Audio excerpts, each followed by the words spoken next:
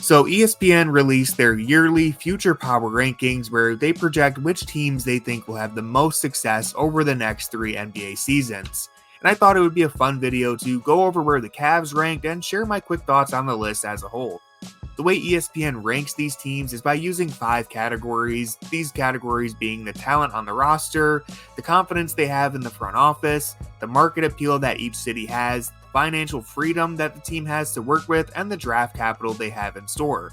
So ESPN is taking a big picture look at how talented each team is right now, as well as how likely it is they can improve either through internal growth or by adding talent in the draft or attracting free agents. And so with that criteria being laid down, it's no surprise to me that the Oklahoma City Thunder and Boston Celtics rank in the top 2 spots. I don't think you can argue that much with this because both of those teams are not only the favorites to win their respective conferences this season, but barring a major power shift, I'd say they'll likely be the favorites to win each of the next 3 seasons as well. Now, things change quickly in the NBA, but as of right now, I'd say it's completely fair to place Boston and OKC in a tier of their own, and so it makes sense to me that they rank number 1 and number 2. But in order to find the Cavs on this list, you have to scroll all the way down to find them at 13th, and actually, I don't think this is that bad of a place for them.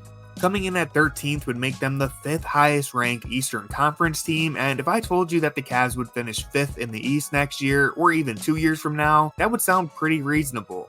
I mean, they finished 4th in each of the last 2 years, and there's just a ton of teams all in the same tier with the Cavs. Now, of course, I hope the Cavs are able to make a leap and put themselves into the next tier as true title contenders at some point in the next 3 years, but by ESPN's methodology, I get why they are ranked at 13th overall right now. Because when you look at their ratings for each individual category, the Cavs actually do have the 8th best roster, but it's their ratings in the other 4 categories that have dragged them down. It doesn't sound like they have too much faith in Kobe Altman and his front office right now, but that's okay. We'll see if his vision pans out soon enough, and then the rest of this stuff is just hard to argue against. I mean, yeah, the Cavs have tied themselves financially to 4 players.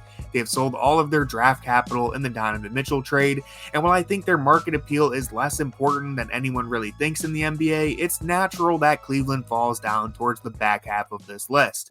Although, let me just say real quick, yes, Cleveland has its problems, but it's crazy to me how this city turns into the most beautiful place on earth during September and October, yet no one gives us credit for it. And hey, I'm not looking to jinx anything, but the last few winters haven't been too bad, so I really think we need to update our perspective on Cleveland as a city. It's not as bad as people think. But that's not the point in this video. The point is, I actually do think ESPN is being fair to the Cavs in this story, and the written explanation by Kevin Pelton is basically what I would expect to see. Essentially, he says, hey, this is a talented team, but there's concerns about how their best players fit together, and if they hit their ceiling sooner than expected, there aren't many options for the Cavs to improve outside of making a major trade. And yeah, that's kind of where the situation is right now. The Cavs have a very high floor because they have 3 players who have already been All-Stars and another player who could very well be an All-Star in the near future. So even when you look at a disastrous season last year from Darius, Garland, and the wave of injuries that happened across the roster, the Cavs still finished 4th in the East because Donovan Mitchell is just that damn good.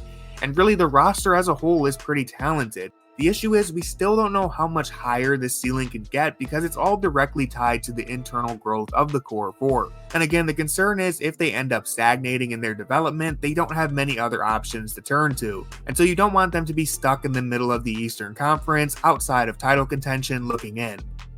Of course, we are all hoping that won't be the case, but from ESPN's perspective, placing the Cavs 13th and splitting the difference there is pretty reasonable if I'm being honest. Now, most of this ranking is pretty fair, but I do want to talk about 2 teams that stood out to me in the top 10 and some minor issues I have with it.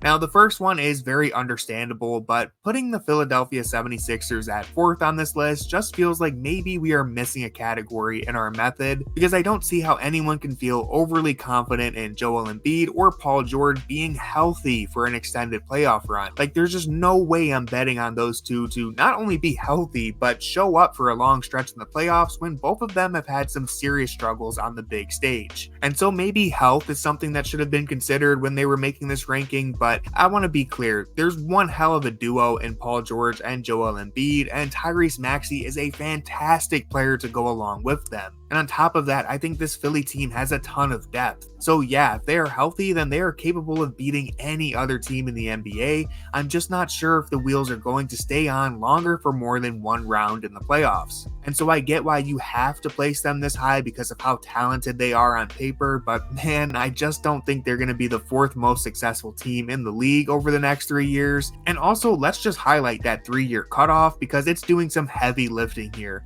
Because I don't even want to know how many games Paul George and Joel Embiid are going to be able to play in the 2028 season, so it's better that they cut it off at 3 years because at least in this small window, they're probably going to be a very, very good team. And then other than Philadelphia, the only other team that really bothers me here, because again, I understand why Philly is fourth, it's just they're such a good team on paper that they have to be ranked that high, but there's no excuse, and I mean no excuse, for the Golden State Warriors being 9th on this power ranking. Listen, I know I'm a Cavs fan, so it's gonna sound like I'm just being bitter, but the Warriors finished 10th in their own conference last year and 6th the year before that. Since then, they have lost Klay Thompson, which might actually be better for them, but Draymond Green is also clearly in the late stages of his career.